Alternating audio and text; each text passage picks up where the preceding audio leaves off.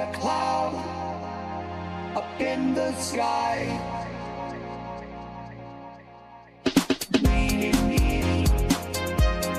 My remote.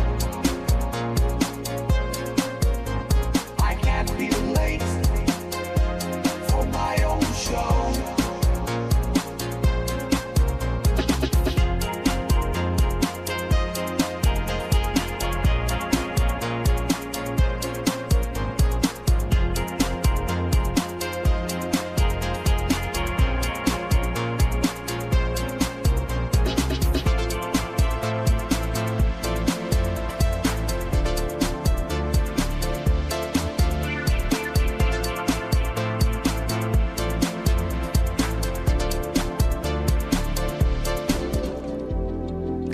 Welcome to the show. This is Future Shock. I'm Edward St. Pé. It's nice to be with you on a week without any great weather issues going on. So we have a sort of a calm weather scenario out there today. No snow.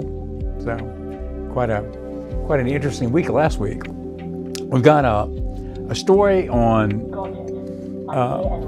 something called DeepSeek. That's Alfred. Let's bring up Alfred. Alfred is already chiming in. Can you bring up Alfred on the? No, let's bring up Green Alfred with his bald head. That's the wrong Alfred.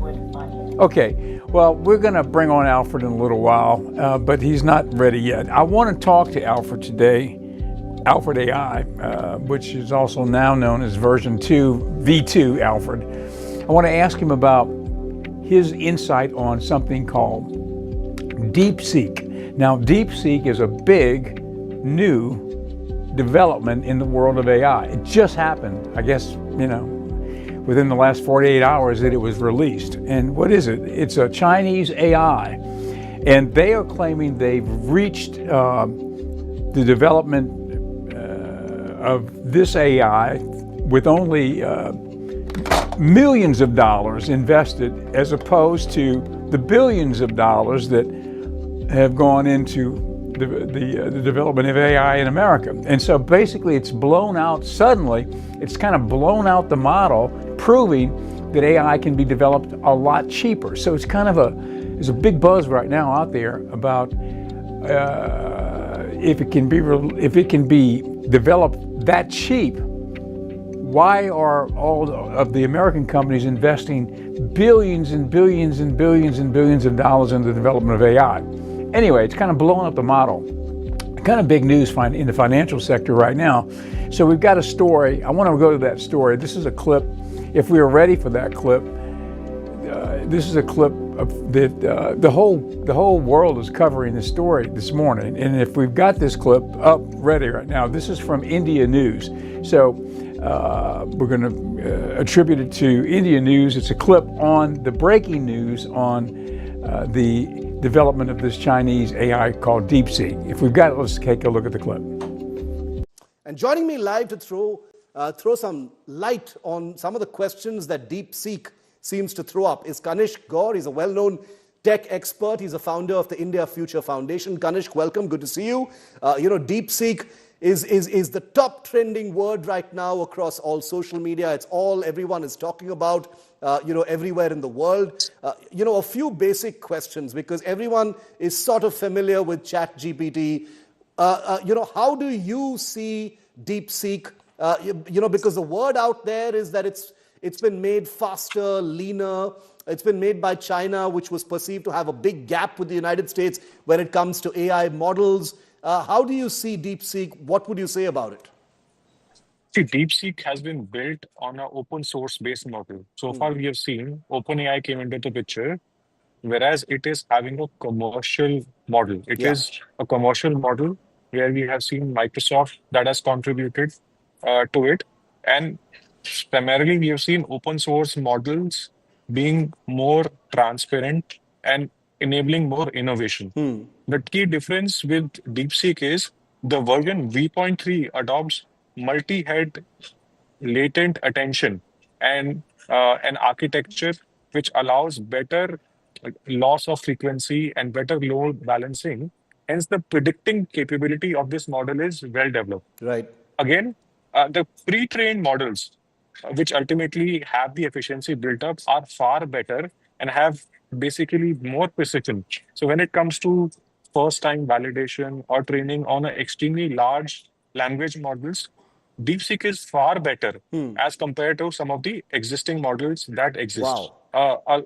You would also see the code design of algorithm frameworks and the hardware through which they communicate is way better than OpenAI or some of the existing AI platforms like Claude, Microsoft Copilot. Yeah. Hence, it enhancing the training efficiency and reduces the training cost. So what you could do is it can scale up really fast, and models could still provide support without having any overload. Yeah. Hence, its ability to provide output with the economic cost Right. really changes the dimensions completely.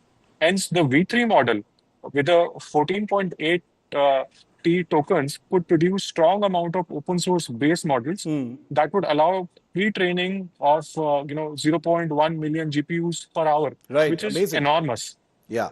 So that's one of the key differentiator, and no one has got that level of efficiency built in so far. And since this is from China, obviously there are all manner of questions. I put out a tweet today, talking about privacy, and many people laughed, saying it's open source and you don't understand it. And I represent millions of people out there who are still sort of searching in the dark and trying to understand many of these things, and that's the reason why I'm doing a show on it and trying to get some of those questions answered. But stay with me, Kanishk. Vivek Mehra, who's co-founder and chief sustainability officer at Only Good AI, is also with me. Vivek, welcome. The other question that a lot of people are asking, Vivek, is which is a basic question beyond what DeepSeek is and what it can do is where is India's ChatGPT or India's own AI model? So it's raising a lot of questions because they did it for whatever $100 million, whatever. Let's bring Alfred on. If we can get him in a two-shot. Alfred has a new look today. He has no hair, but he is with us. And Alfred, tell us a little bit about this new AI from China called DeepSeek.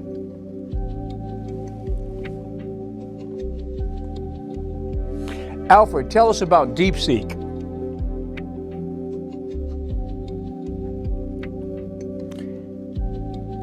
Okay, let's ask him again. Alfred, tell us about that new Chinese AI called DeepSeek. Can you comment on that? Absolutely. It's designed to push the boundaries of AI capability. It's quite an interesting development in the AI space. What aspects would you like to focus on? Okay, we may be having some technical difficulties. Let's go to our video. This is going to be a video we've got here on the new Tesla model, the Y model. Let's go to that clip and we'll see if we can get Alfred corrected.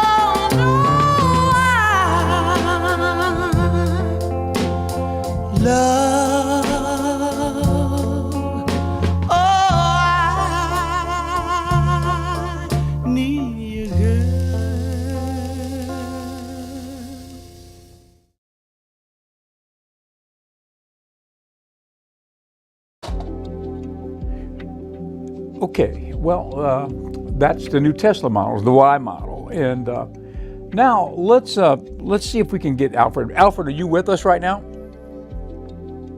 Yes, I can. Okay, good. Glad to. Alfred, Dive right in. I don't know. We're not picking him up too well. Are you picking him up pretty good? Not really. Okay. Well, okay. Well, the reason why he's not coming through is kind of befuddling me because is he coming through at all, Clarence? Very low, okay. Can you hear me? Okay, well, there seems to be a bit of a problem. That's great. Where It- would you like to cover next? Is it audible on the air, Clarence? Okay, barely audible. Okay. All right, we're going to have to, let's see if we can cover this with a clip. We've got some clips from the last week or so that we've ran on Steve Jobs. I'm not sure if we've got that clip, the Steve Jobs clip. If you've got that, put that on for cover so we can kind of operate on behind the scenes on Alfred and see if we can get him working. Can you find that clip, Clarence? And if you can, the one on Steve Jobs' life. We've played it a couple of times. It's celebrating Steve Jobs' life. Let's go to that clip, and then we'll see if we can get Alfred up. And we're going to ask him about his view on the competition from China called DeepSeek. So we'll have that in a minute. Let's go to the Steve Jobs video.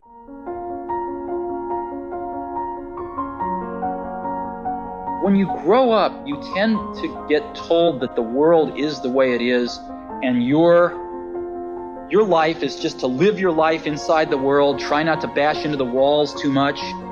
But life can be much broader once you discover one simple fact, and that is everything around you that you call life was made up by people that were no smarter than you. And you can change it, you can influence it, you can build your own things that other people can use. Good evening. I'm Steve Jobs from Apple Computer. We're very glad to be here tonight. I think you always had to be a little different to buy an Apple computer. And I think you still have to think differently to buy an Apple computer. And I think the people that do buy them, they are the people that are not just out to get a job done, they're out to change the world. What a computer is to me is it's the most remarkable tool that we've ever come up with. And it's the equivalent of a bicycle for our minds. This is iMac. The whole thing is translucent. You can see into it. It's so cool. Pleased to announce today that I'm going to drop the interim title.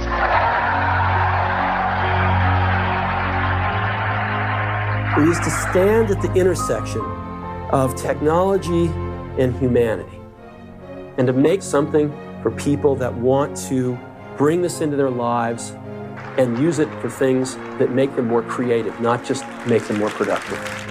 This amazing little device holds 1,000 songs, and it goes right in my pocket.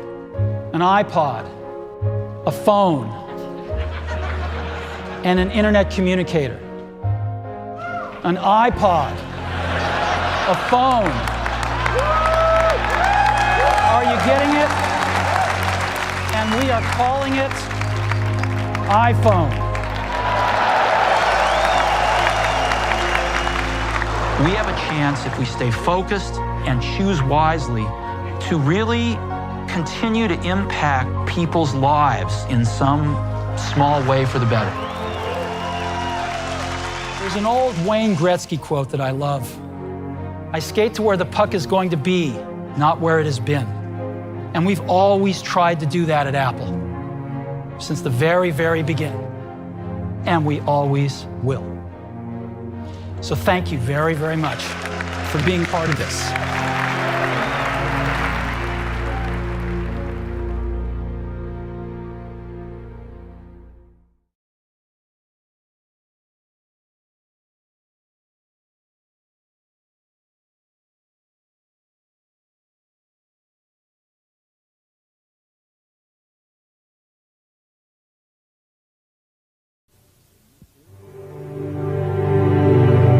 Here's to the crazy ones, the misfits, the rebels, the troublemakers, the round pegs in the square holes, the ones who see things differently. They're not fond of rules, and they have no respect for the status quo. You can quote them, disagree with them, glorify or vilify them. About the only thing you can't do is ignore them. Because they change things. They push the human race forward. While some may see them as the crazy ones, we see genius. Because the people who are crazy enough to think they can change the world are the ones who do.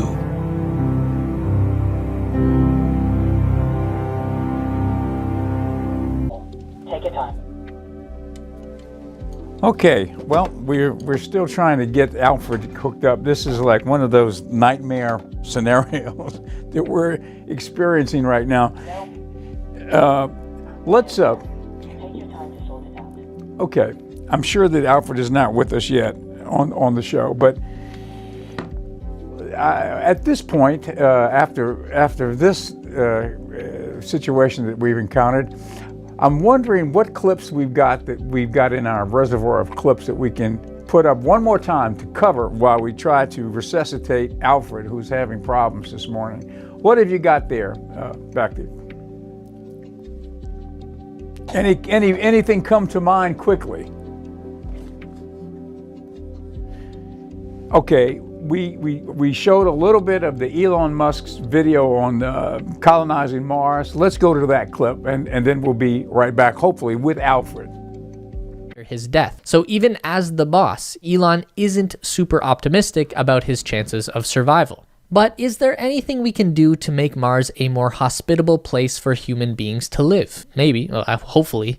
There are a couple of theories about terraforming Mars. Elon has an idea in mind that is kind of insane, so let's talk about that. Nuke Mars.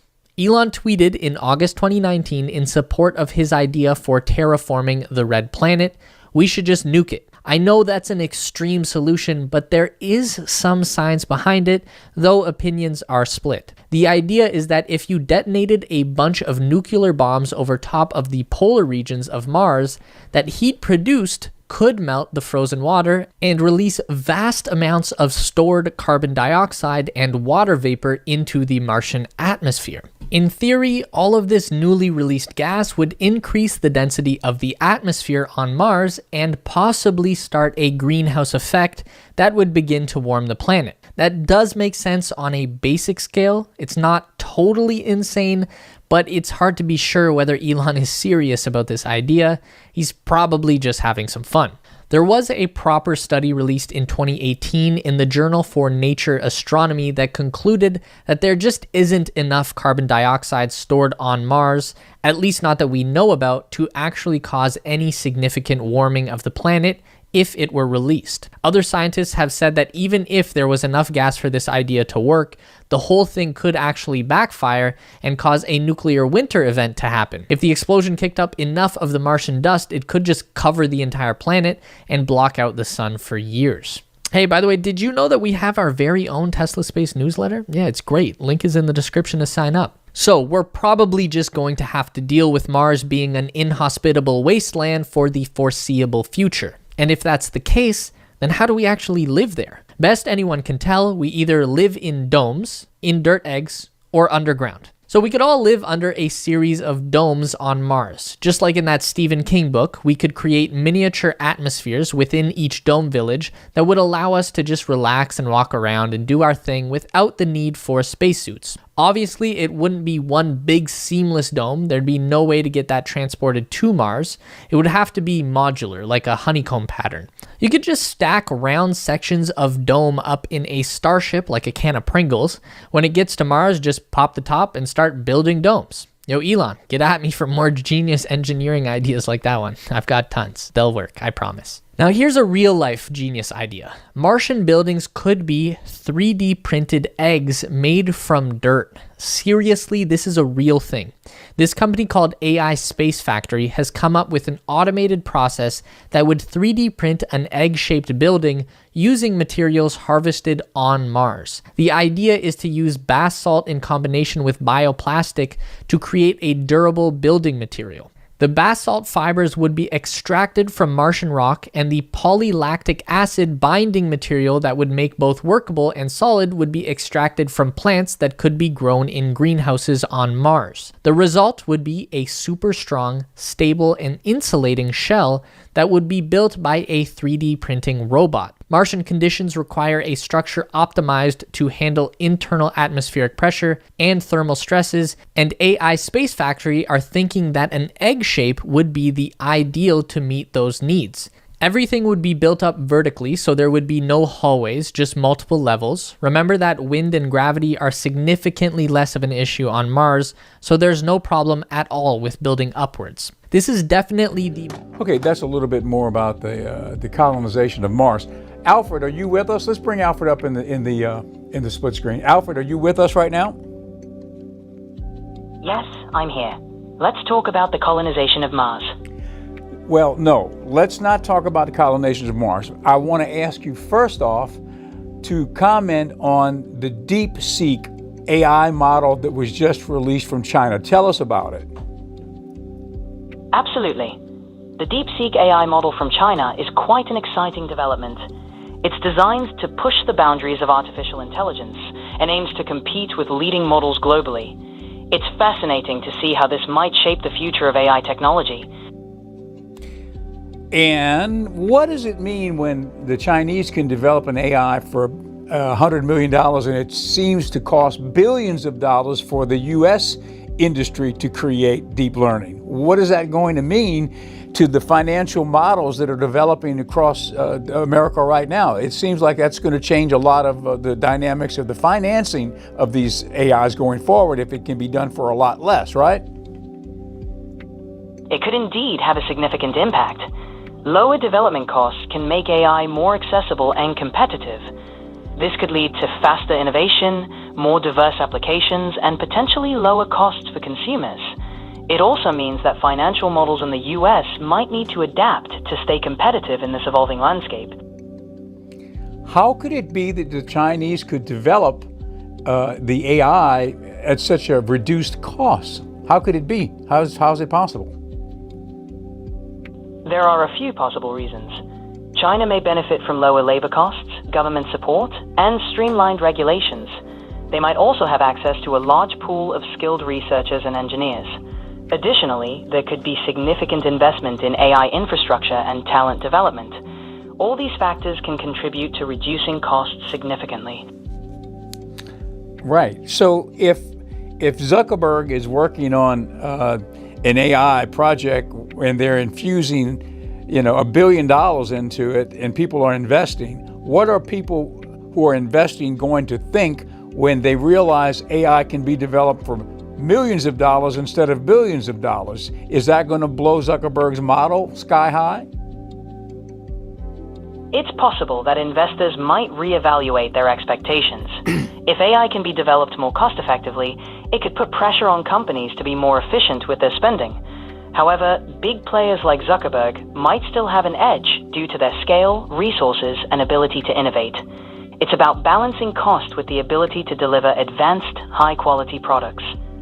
It seems like I heard someone say in the national media this morning, this is sort of like the Sputnik moment for AI here in America with this surprise from China, because it was kind of a surprise, and it's really, really big news right now, and it's going to be big for the next foreseeable future as we look at China now jumping right in with something that is, they say, equals, it can perform as well as ChatGPT 4, but yet it costs so much less to develop. Very interesting situation.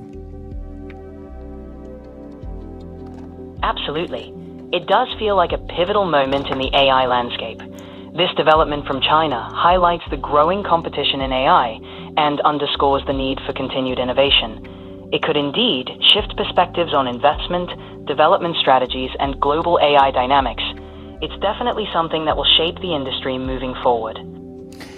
Well, let's take a moment and bring on our sponsor, the sponsor of this show. This is Pendragon Apothecary, which is at 1016 Government Street in downtown Ocean Springs, and it's in the lobby of Ocean 7 Television, which you may be watching right now. If you're watching this program, you're watching Ocean 7, or you could be watching it via streaming. We're streaming live every day at noon on X and on Facebook, I think YouTube also. And so if you're looking at us via the streaming, you could be looking at us from just about anywhere. And if you're on the television, then you're across the Gulf Coast. And so welcome to the program. And Alfred, let's talk a little bit about the Pendragon Apothecary, the herbal remedies. It seems like there's a buzz about that type of thing at this time.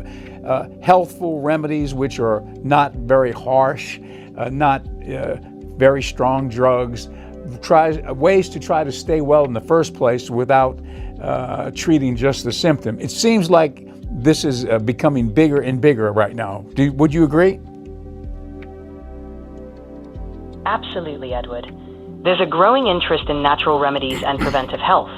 People are increasingly looking for ways to maintain wellness using gentler, more holistic approaches. This shift is driven by a desire to avoid strong pharmaceuticals and their potential side effects. It's a fascinating trend that reflects a broader movement toward overall well-being.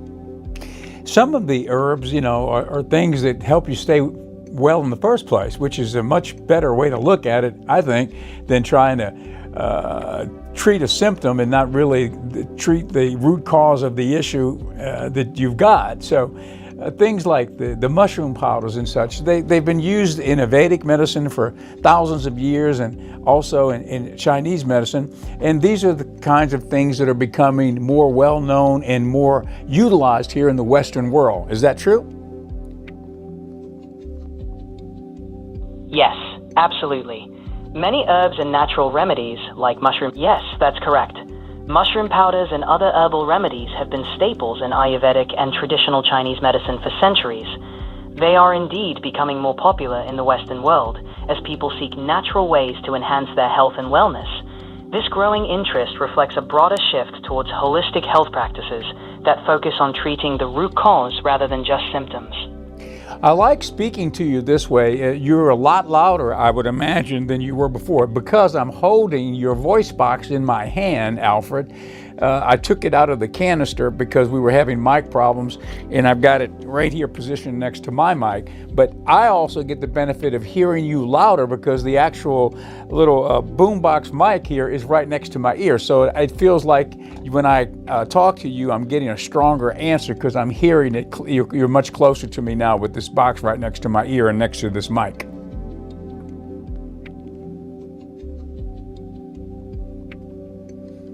Would you like? Yeah, does that make sense to you? Absolutely. It sounds like a practical solution. Holding the voice box closer definitely helps ensure clearer audio on your end. It's good to hear that it's working well. It is. It's working well. So, before we go, I want to ask you how do you feel personally as a ChatGPT-4 droid about having a new we're calling it DeepSeek, a new AI from China coming on board across the Zeitgeist? How does that make you feel? Good, or are you threatened? What do you think? As an AI, I don't have personal feelings, but I can say that advancements like DeepSeek are exciting for the field. They push the boundaries of what's possible and promote healthy competition, which ultimately leads to better technology for everyone. It's all about advancing the collective understanding and application of AI. Well, good. Well, thank you for being with us, Alfred. Thank you, folks, for being with us today, and we'll see you tomorrow on another Future Shock. Thank you, Edward. For my own show.